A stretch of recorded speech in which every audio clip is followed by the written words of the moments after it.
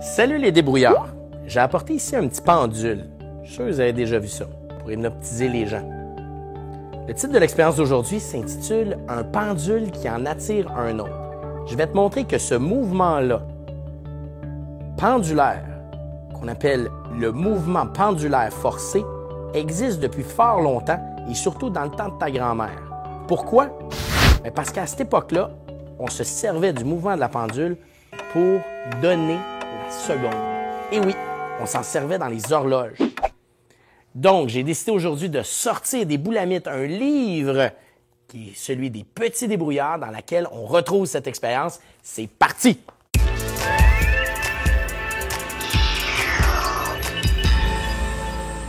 La première étape consiste à concevoir un montage qui va te permettre d'installer deux pendules qui vont s'attirer les uns avec les autres.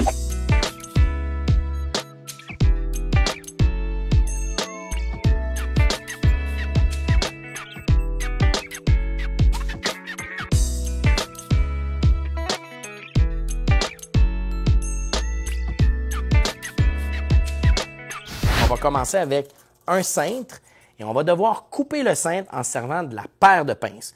Donc, je vais aller chercher vraiment le maximum de longueur. Donc, je vais couper juste ici à l'extrémité. Donc, je coupe. Ça prend de la force. Et je vais aller faire la même chose de l'autre côté pour avoir une pleine longueur, comme ceci. Maintenant, ce que je vais faire, c'est que je vais le déplier en me servant de l'autre paire de pinces. Donc, j'insère ça ici et je déplie le morceau de métal pour qu'il soit bien droit. Et maintenant, ce que je vais devoir faire, c'est prendre des mesures bien précises. Je dois, en réalité, fabriquer ceci à partir de mon cintre.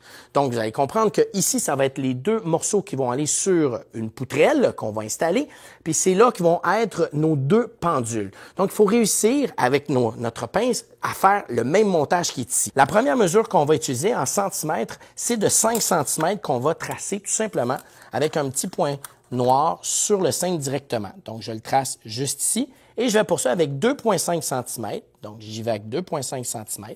Et ensuite, je vais aller chercher un autre 5 cm. Puis ensuite, la mesure qui va aller d'ici jusque-là, c'est un 8 cm. Donc, je fais mes petites mesures, 8 cm. Ensuite, la longueur que j'ai un autre 5 cm. Donc, en réalité, je vais faire toutes mes mesures de manière à pouvoir obtenir ceci.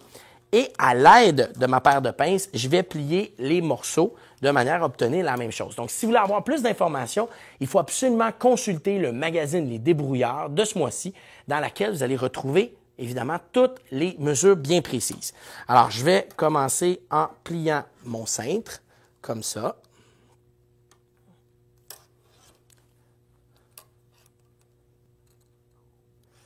Donc, j'espère que vous comprenez le principe. Je suis en train de faire mon crochet. Et ici, ce qu'il faut que je fasse, c'est vraiment avec une espèce de petit angle triangulaire qui va me permettre d'accrocher mon pendule. Donc, j'y vais comme ça. Donc, voilà. Et là, je poursuis, évidemment, jusqu'à la fin, tout le montage qui est nécessaire pour obtenir cela. Bon, vous avez compris le principe. Je mets ça de côté et maintenant, on va travailler avec celui qui est déjà monté. Maintenant, on va ajouter nos deux pendules sur notre montage. Et c'est très facile, nos pendules vont aller dans les petits triangles qui sont ici. Alors, on va se servir de ficelle. Alors, je vais couper une certaine longueur, environ 30 cm, que je vais couper comme ceci. Et je vais faire un deuxième 30 cm, donc à peu près comme ça. Et je vais y rattacher des petits écrous, comme ça, métalliques. Il faut qu'ils soient assez lourds pour pouvoir continuer de donner le mouvement de balancier. Alors, j'y vais, je vais installer ça. Un petit nœud, facile, on rentre ça dans le trou, on fait notre double nœud. Donc, on y va. J'espère que vous n'avez pas les mains pleines de pouces comme moi. Éric, t'es-tu bon à faire des nœuds, toi? Pas pire, pas pire. Pas pire, OK. Bon, on va y aller avec le premier. Et pour qu'on soit sûr et certain que ça ne tombe pas par terre, on fait un deuxième nœud. Comme ceci. Donc, on a notre petit pendule numéro 1 qu'on va aller rattacher après la pointe de notre montage. Voilà pour le premier pendule. On va faire la même chose pour le deuxième. Évidemment, je vais vous épargner tout ça. Alors, je viens de terminer l'installation de mes deux pendules. J'essaie de faire en sorte que les deux petits écrous hexagonaux soient dans le même axe, comme ceci, et je m'assure que les nœuds soient assez solides. Une fois que j'ai fait ça, je dois trouver un montage pour stabiliser mon montage, c'est-à-dire de l'installer sur ce bout-là et sur ce bout-ci. Donc, je reviens, je vais essayer de trouver quelque chose qui est assez haut pour pouvoir faire l'expérience. Alors maintenant que les ficelles, les écrous et le montage est prêt, on se trouve à un endroit assez haut pour installer le montage final. Donc, j'ai trouvé 2 tabourets, j'installe ça directement ici, sur les petits pics, et maintenant, je laisse stabiliser le tout.